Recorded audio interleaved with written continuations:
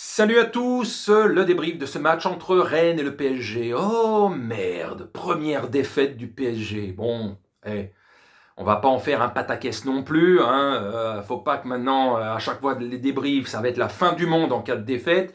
Et c'est extraordinaire à chaque victoire. Parce que, bon, certains regardent toujours le prisme du résultat sans regarder le contenu des matchs.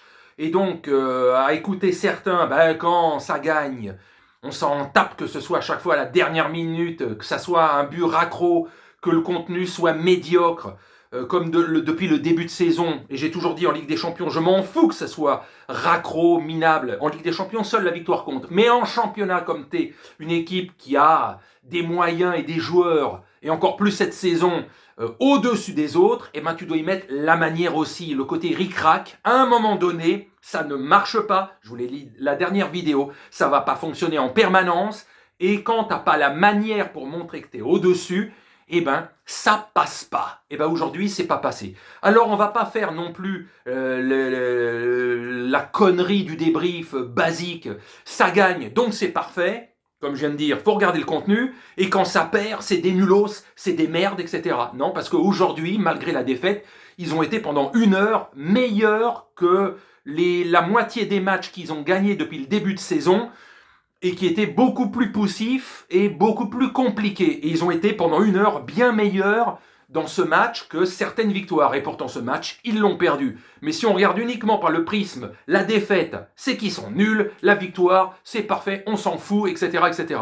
Bon, c'est mathématique, ils seront toujours leaders, ils vont très probablement être champions de France, ça fait partie des 3-4 défaites qu'ils auront dans la saison. La moyenne, je vous dis, au cours des 10 dernières années, c'est 4 défaites par saison, sauf la saison dernière où ils ont foiré leur championnat, ils en ont perdu 8, mais la moyenne c'est 4. Alors donc s'ils ont 4 défaites cette saison, il y a 90% de chances qu'ils soient champions, donc c'est pas un problème.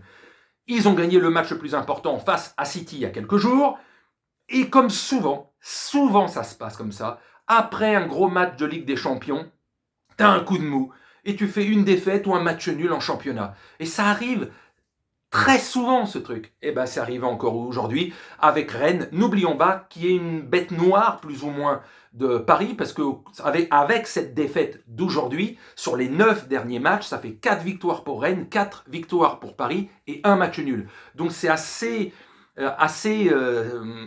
disparate. T'arrives pas à prendre la main sur cette équipe. T'as perdu 4 fois et t'as fait un match nul alors que t'en as gagné que 4 en cours des 9 derniers. Donc c'est pas simple avec Rennes.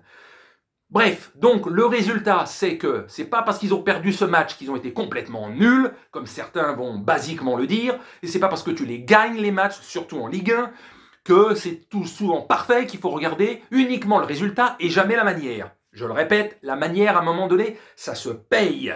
Et la chance que tu as de temps en temps ou fréquemment, bah, ça ne marche pas tout le temps. D'accord? La chance du cocu ne fonctionne pas tout le temps. Il faut dominer les matchs. Il faut les mettre au fond, les buts. Et quand tu tricotes devant les buts, que tu veux faire le fanfaron, la fanfaronne, ou t'es pas assez précis, assez chirurgical, eh ben ça merde et ça va pas au bout. Bon, maintenant on verra bien. Je vous dis, malgré tout ça, il y a de très très grandes chances que Paris soit champion de France. Le principal, c'est en Ligue des Champions. Qui tricotent pas en Ligue des Champions, même s'ils ont que 3-4 situations dangereuses en Ligue des Champions, mais qui mettent 2 ou 3 buts, c'est le principal. Si en Ligue 1, ben, il y aura 3-4 défaites dans la saison, peu importe. C'est la première, au bout de 9 matchs. Voilà, ils seront quand même leaders et largement à la fin du week-end.